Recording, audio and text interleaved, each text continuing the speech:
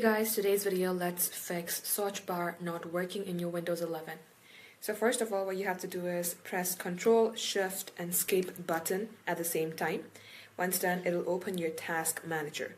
Make sure that you are under processes and you will see a type a name. Here you're going to have to simply type in search. You will see a search.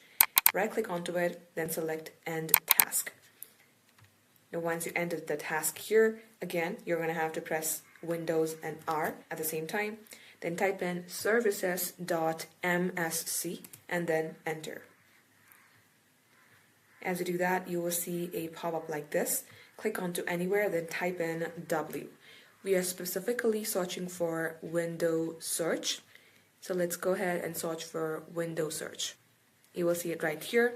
Once you do so, right click onto it, then select this restart button. Wait for this to be loaded, and once done, you're going to have to restart your device.